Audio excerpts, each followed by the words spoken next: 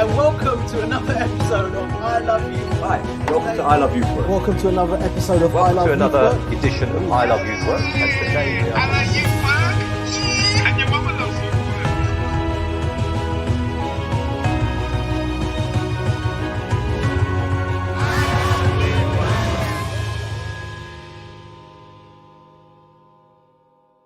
Hello and welcome to another episode of I Love Youth Work. I'm here with the legendary Miriam Teuma, who's the Chief Executive of the National Youth Agency here in Malta. Welcome to I Love Youth Work. And welcome to Malta. Thank you. It's a beautiful country. We're here together at the third Commonwealth Youth Work Conference, and that Miriam's hosting us very kindly and has helped to organise this conference. Miriam, what's your intentions behind this conference? Well, it's a dream come true. I mean, we're getting 120 people from all over the Commonwealth and even from Europe. And the idea is to get Europeans and people from the Commonwealth to get together, share youth work practices, share youth policies, share their ideas to push the youth work agenda. Yeah.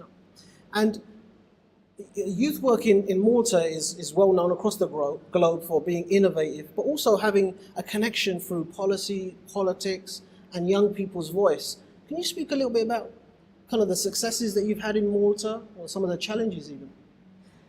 Well, Malta is the smallest Commonwealth state, and it's also the smallest country in the European Union. Right.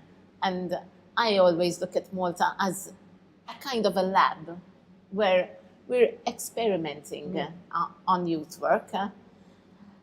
20 years ago, we never used the word youth work at all. I mean, it was only 25 years ago when we started off the youth and community program, Yes. the first degree in youth and community program, and it was then when we really started using the word youth work. That doesn't mean that we didn't do any work with young people. Mainly it was done through the church. I mean, it is still done through the church, but since then a group of professionals have developed and we have developed also statutory youth work. We developed the agency, and now we have a numerous number of programs which work with young people, and where there is a professional youth worker also working with young people. So we have experimented quite a lot. I think it has been quite successful. In the last years, we have always had support from the government, both financial and also a political will to try and develop the youth work agenda.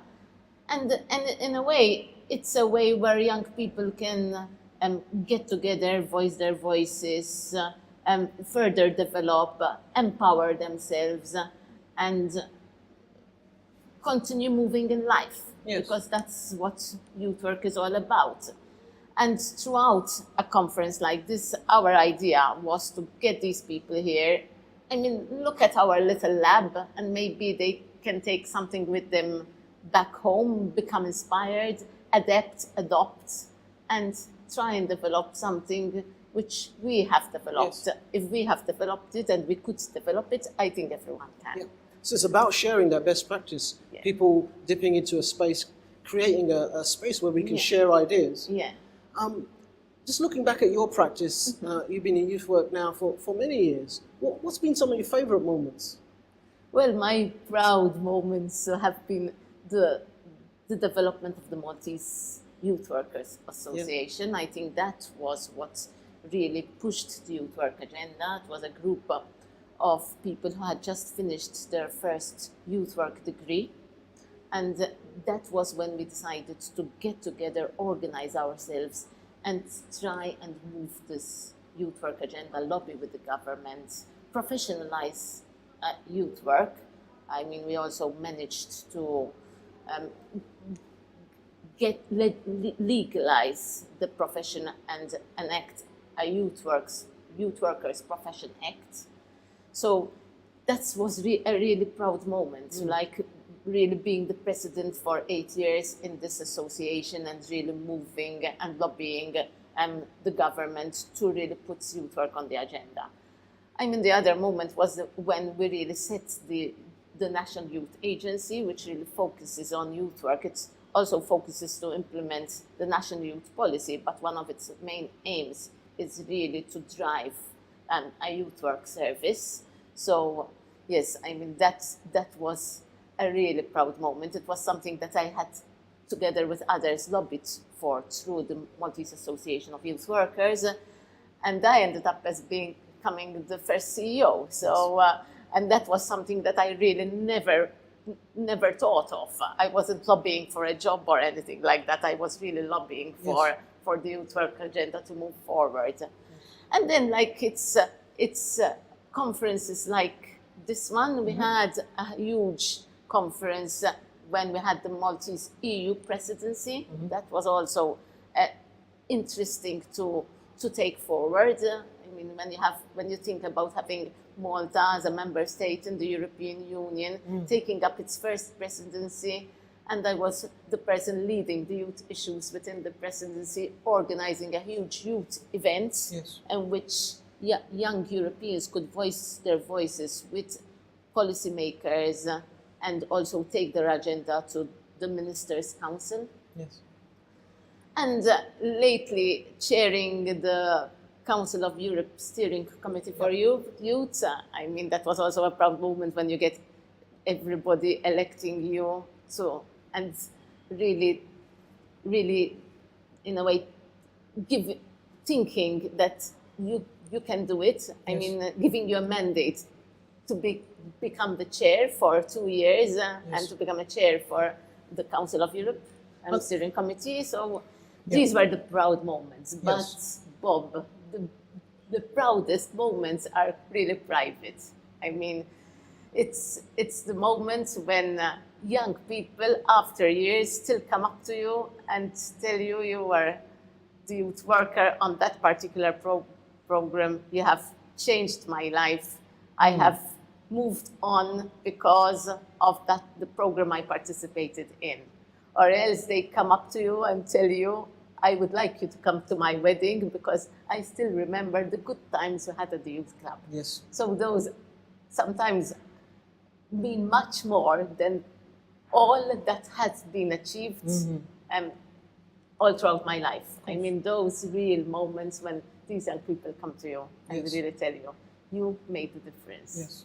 And I think that's what youth work is all about. That's right, and that's why we love youth work. Yeah, exactly. Yes. That's why I still love youth work, and I think we'll continue loving youth work. I think it's a great summary of what your professional career has been about. It's about, it's about big meetings, but at essence, it's about working with young people and providing them a platform that they can grow and share. Yeah. So some of the youth workers that are going to be watching this now, they're bombarded with new challenges, social media and radicalization and globalization. What kind of opportunities do you think we have as a youth work tribe going into more into the 21st century? I think the opportunity that we have is that we have a big number of young people on the internet using social media. Yes. And I think that's an opportunity that we should grab and make use of. Yes. And we can be in the youth club, we can offer youth work services, but there are so many young people out there on different social media apps and